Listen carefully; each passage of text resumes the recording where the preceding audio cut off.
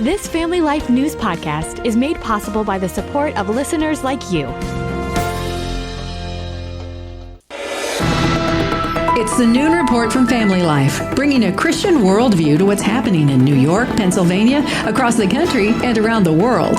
Weather with Kevin Williams, and faith-focused feature stories with the Family Life News team. Now, here's what's happening.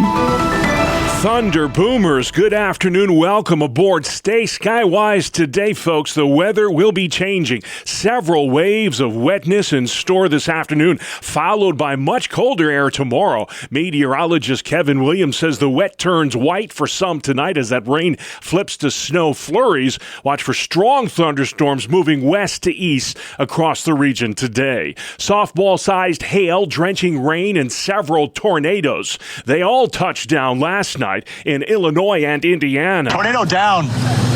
It's on the ground. At least 2 deaths reported in the Hoosier State. Reporter Marissa Sulik. We're told that homes are, quote, annihilated. We saw a gas station pretty much ripped to shreds. And we also saw a dollar store. The siding, it was twisting on top of itself. NBC's Maggie Vespa's in hard-hit Illinois. This morning, people waking up to a mess in the Midwest as storms swept through the entire region. You can see, looking south right now, just how ominous that sky looks. A large tornado slamming into Kankakee County, Illinois, about 55 miles south of Chicago, leaving behind a wide path of destruction. What's left of those storms is invading our listening area today. Kev's got the forecast coming up. It's day 12 of the war, Operation Epic Fury. Sirens blared through the night in Tel Aviv as Iran fired missiles into Israel. The BBC's Yolande Nell. Millions of Israelis were woken up repeatedly in the night because of alarms going off due to incoming Iranian missiles. The U.S. military, meantime, destroyed over a dozen Iranian mine-laying vessels in the Strait of Hormuz, the body of water where 1/5 of the world's oil passes through every day. Jack Posobiec is a military analyst with Turning Point USA. That is Iran's desperation play, because mining the Strait of Hormuz doesn't just hurt American allies, it hurts Iranian allies. Since the start of the war, the U.S. and Israel have struck over 5,000 targets inside of Iran. Retired Navy Captain Brent Sadler says regime change is slow and messy. If you look at the 1979 revolution, it took a year for the Iranian people to kind of change the government. And they were buffaloed in choosing an Islamic radical regime. But again, these revolutions and people power movements don't happen overnight. We're not even 2 weeks into this for a population that's been brutalized for 47 years. Australia today granted asylum to more women on the Iranian national soccer team. Those female athletes were branded as traitors by their own government after refusing to sing Iran's national anthem during an overseas match. Lisa Daftari is editor-in-chief of the Foreign Desk. Women of Iran are treated as second-class citizens. They are victims of the most brutal oppression by the so-called morality police. And so these young women, they were certain to face violence had they been forced to return home. Many of the Iranian soccer players did return home out of fear of what would happen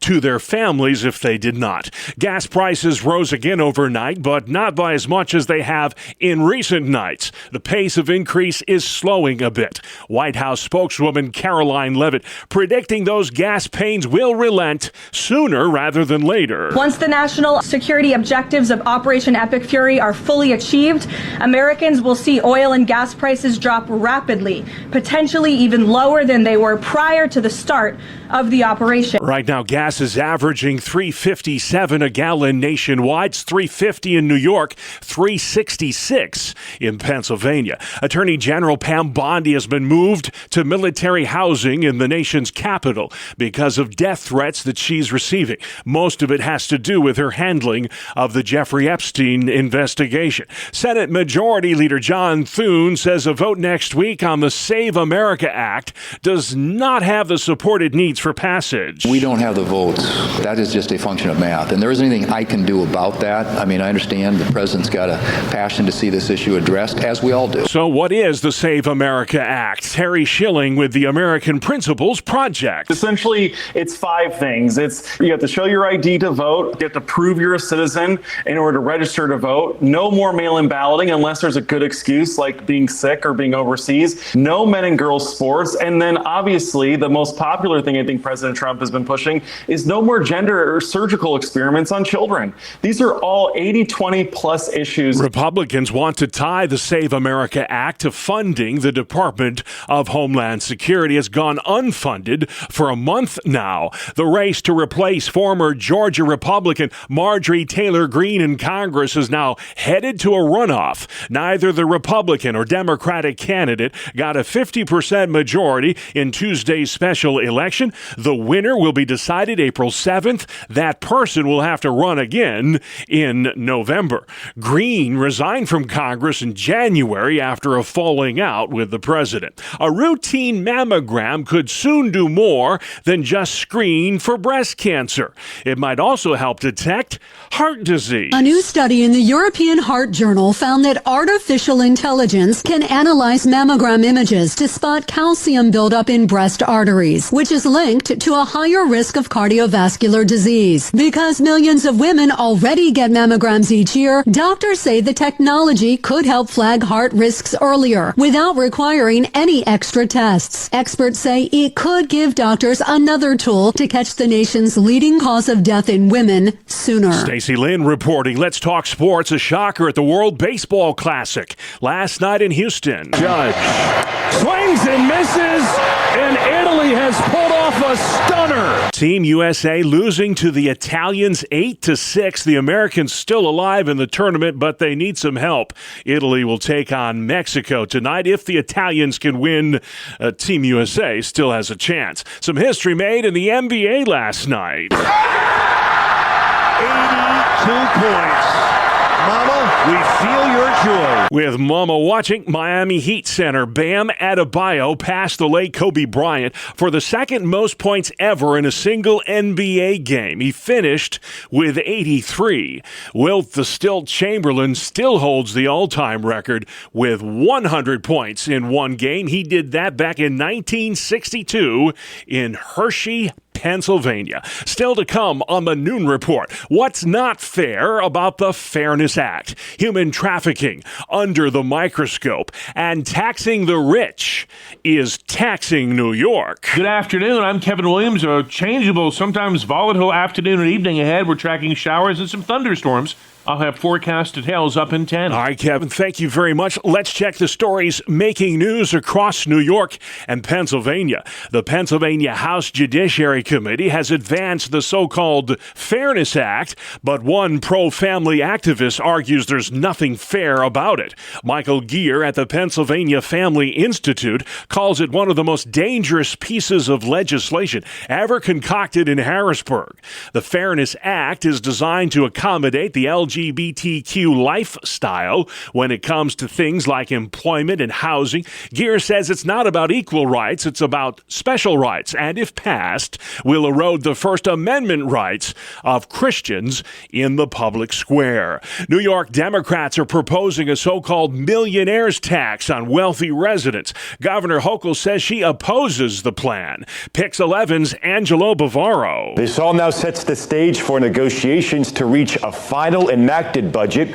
Governor Kathy Hochul's $263 billion state budget proposal did not include any broad-based tax increases. A recent Siena poll shows a majority of New Yorkers, 54%, support a so-called millionaire's tax. Republicans argue it's that kind of tax policy that's driving people out of the Empire State. Pennsylvania's newly formed anti-human trafficking caucus will meet tomorrow for the first time in Harrisburg. Harrisburg. Chairing that meeting is Northern Tier Representative Clint Owlett. We often think of human trafficking as the white van on the corner, and that is not the case in rural Pennsylvania.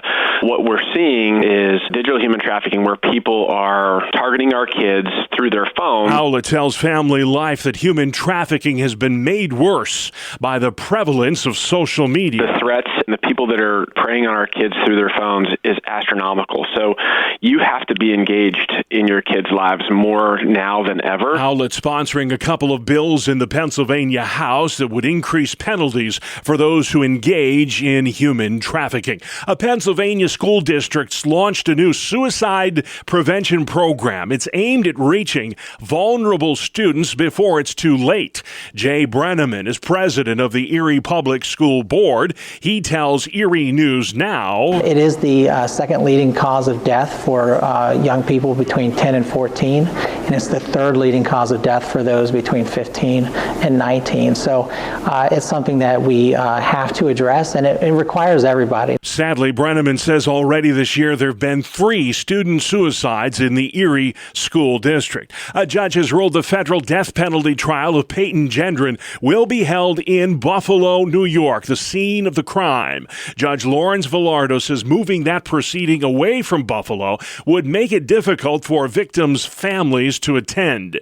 Gendron admits his hatred of blacks is what fueled him to kill 10 African Americans at a Tops grocery store in May of 2022. Jury selection is set to get underway later this summer. Pennsylvania Congressman Glenn Thompson is weighing in on Operation Epic Fury, now in its 12th day. The congressman tells Family Life. Clearly, it's going to continue until, Iran concedes, unconditionally surrenders. And I think we have to be close. The amount of firepower from the greatest military in the world has effectively ended this reign of terror of 47 years. That said, the Republican representative fears the world's #1 exporter of terrorism may have already activated sleeper cells here in the United States. I think we need to be very vigilant. When you look at the millions of undocumented individuals from all over the world that made its way during the Biden administration across our border, I am absolutely certain there were a significant number from Iran. Maybe some of those were seeking peace and freedom, but you have to believe there's folks who seek to do harm and carry that banner of terrorism in the United States. Over the weekend, 2 Pennsylvania teenagers were arrested for plotting a Boston Marathon-like bombing in New York City. Both of them had pledged allegiance to ISIS. The New York DEC says bird flu has killed multiple birds along the shores of Seneca Lake in central New York. Experts recommend you avoid contact with sick or dead birds that may be infected with the avian influenza. Pennsylvania is dealing with its worst bird flu outbreak since the 1980s. A Pennsylvania politician wants to suspend for 2 months the state gas tax. Here's Family Life's Sarah Harnish. State Senator Lisa Boscola says global disruptions in oil have impacted the price for drivers by 57 cents a gallon in Pennsylvania. If passed, the bill would pause the state gasoline tax for 60 days. The Keystone State's gas taxes are 57 cents per gallon.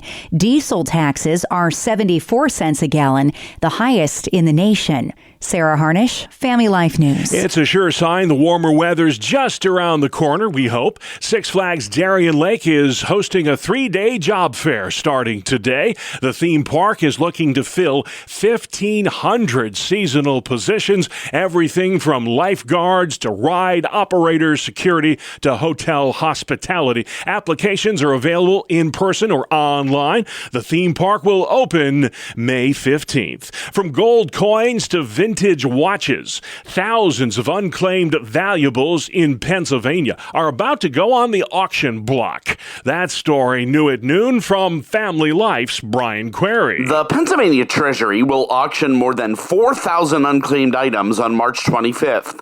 The valuables, including jewelry, rare coins, and antique watches, were recovered from abandoned safe deposit boxes and held in the state treasury vault for at least 3 years, while officials search for the rightful owners.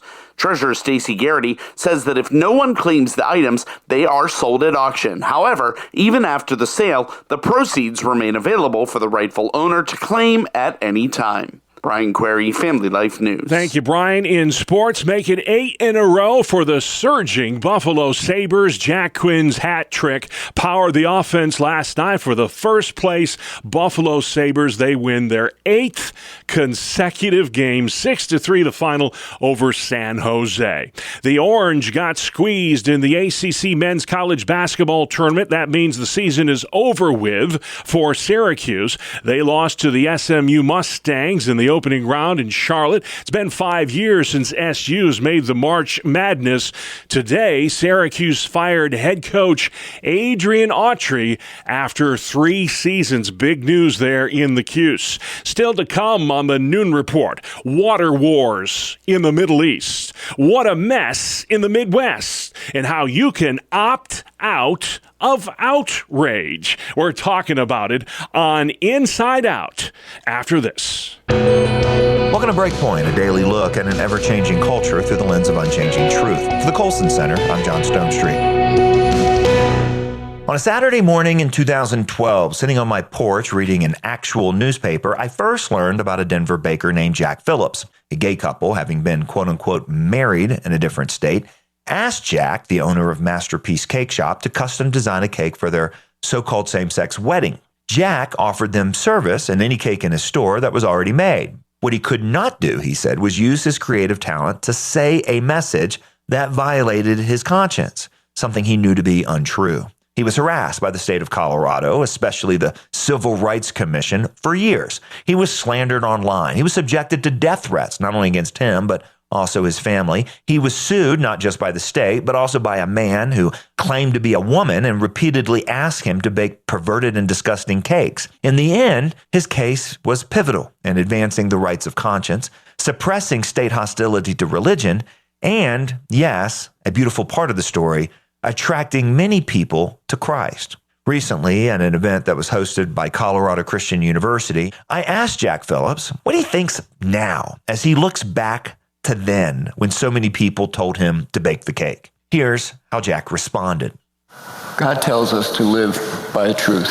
So we need to know the truth, and the truth will set us free. And Jesus is the truth. And we just have to know him, and we get to know him better and more clearly through his word, through good teaching, by spending time with him. And when the more time you spend with him, the better you know him. And you don't want to disappoint somebody you know well.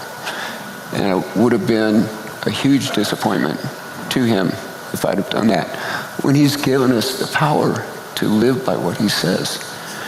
And people want good news. There are tons of people that I talk to who have been encouraged by this story. And I think if I would have made the cake, I don't know, because we've had so many things that have just happened that have been so good. Tonight is one of them.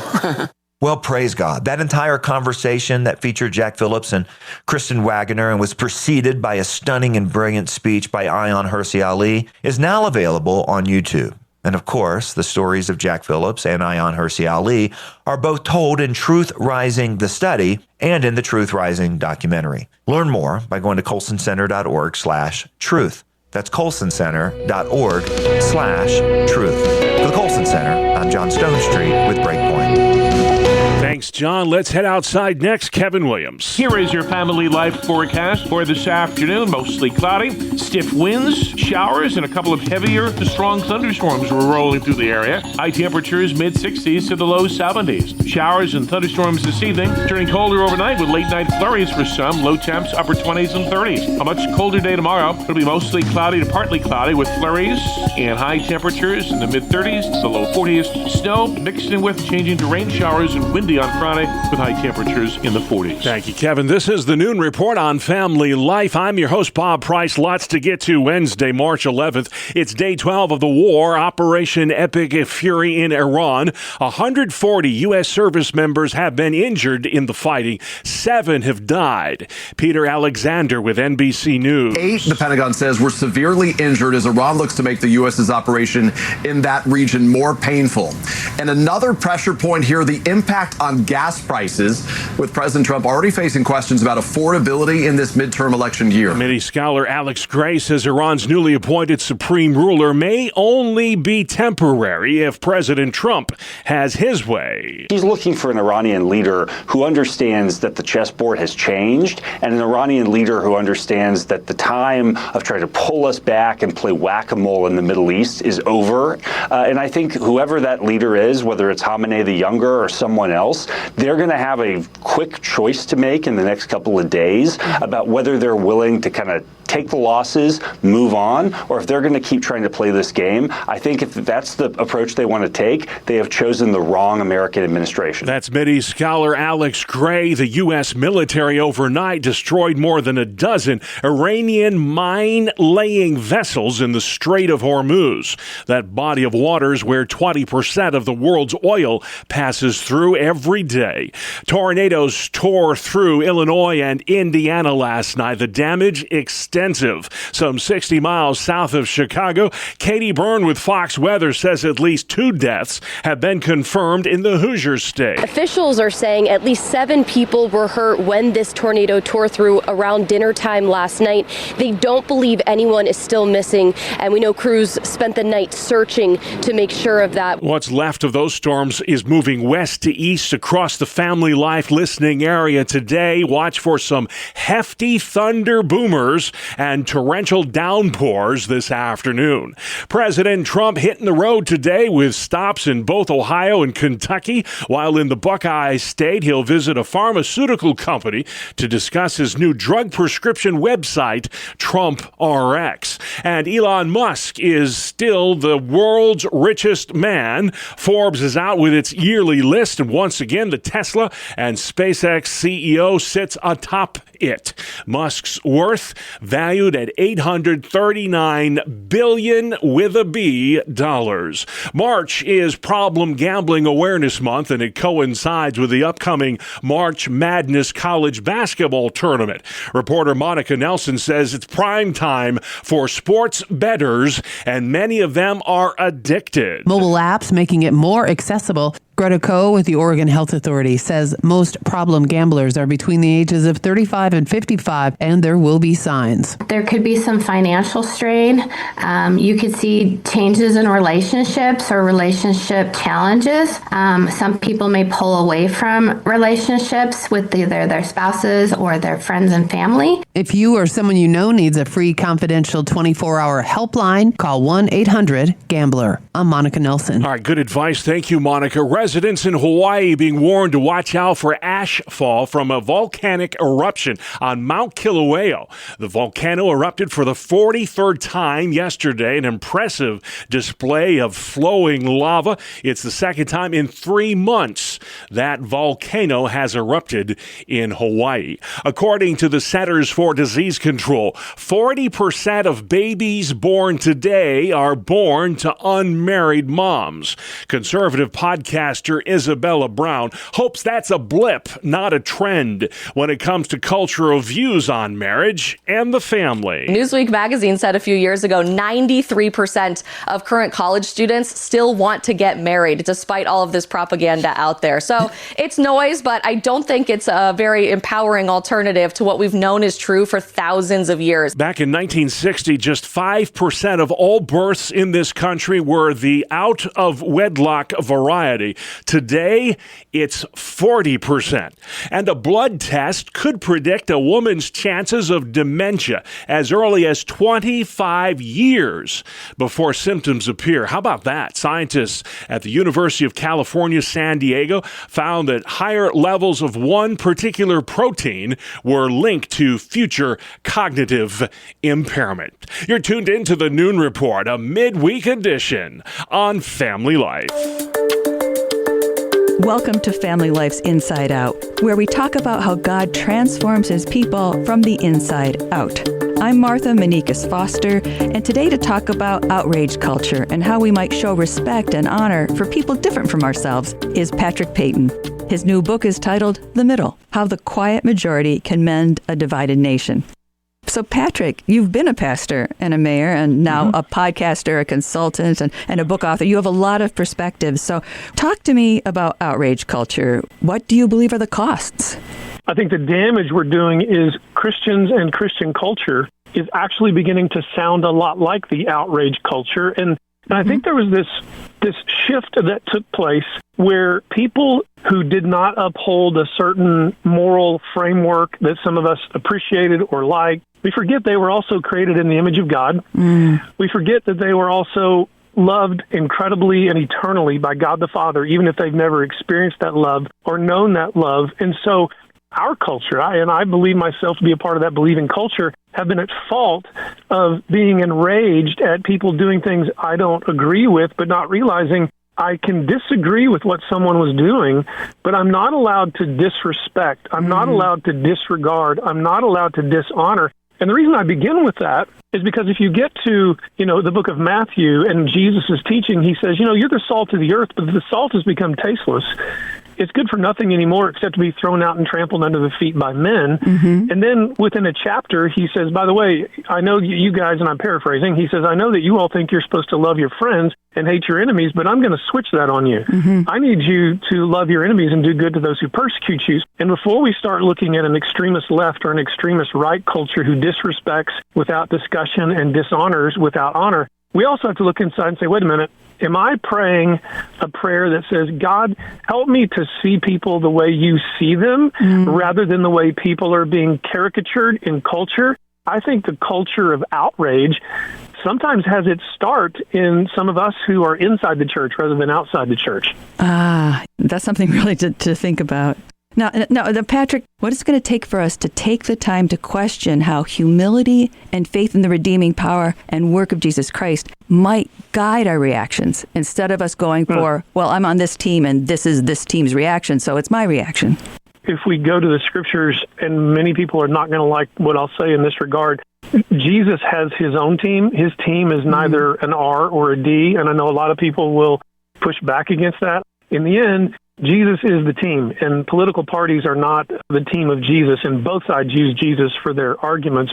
One of the worst things we do is we react and we post and we respond too quickly, and that's not wisdom. Maybe one of the things we should do is, again, go back to the book of James, to James chapter 1, and count it all joy that we're experiencing all these trials. And then he throws in this amazing piece where he goes, so pray for wisdom. And when you really dig into wisdom, wisdom is really understanding. It's having the right perspective. And we just have to realize that a reaction is not as good as a response, and make sure that my response is in line with, how am I viewing this person? That is a person created in the image of God. I am supposed to exhibit love, and I don't know their story, so am I responding to an issue or a person? If we want to live out this call of Jesus Christ, how would you say would be good first steps? I think, number one, pastors from pulpits need to start reminding people that as nervous and as uptight as we might tend to get on the Christian side about what we see in culture, if we really believe that the God of the universe who created the universe, if we really believe his word and what he says in his word, not to be pithy, but Jesus wins in the end. And so we need to keep that in mind. And we also need to keep in mind, if we're the kind of people that like to say that God is in control, then we have to rest in that as well. So that we have to combat our fear that's really unfounded if we profess ourselves to be followers of Jesus and to be filled with his peace. Right. And the second thing we have to do is we have to realize the enemy, capital E enemy, is the enemy. People are not the enemy. I'm not saying there's not good and evil, but in the end, evil loses, Jesus wins, and we have to allow that to marinate within us. And then we have to approach this idea of, am I actually more broken for people, or am I more angry at people? And those two cannot coexist. I have to... So I have to once again stop myself and say, wait a minute, before I lash out, if I believe that God so loved the world that he gave his only son, then am I more broken for their lost condition than I am angry for their political position? That'll preach any day of the week, Pastor Patrick Peyton, for this week's edition of Inside Out with Martha Meneikis Foster. You can listen to Martha's entire conversation on how to opt out of outrage at Apple Podcasts, Spotify, YouTube, or FamilyLife.org. Good afternoon. Here is your Family Life regional weather forecast. The approach of a cold front will be sparking showers and thunderstorms in the area this afternoon into tonight. Any thunderstorm can pack a wallop with some wind and hail in localized areas, so be alert. Behind the front, winter returns. Flurries are flying by tomorrow. For this afternoon, mostly cloudy. Stiff winds, warm, showers, and a couple of heavier to strong thunderstorms were rolling through the area. High temperatures mid-60s to the low 70s. Some showers and thunderstorms this evening, turning colder overnight with late-night flurries for some. Low temps upper 20s and 30s. A much colder day tomorrow. It'll be mostly cloudy to partly cloudy with flurries and high temperatures in the mid-30s to the low 40s.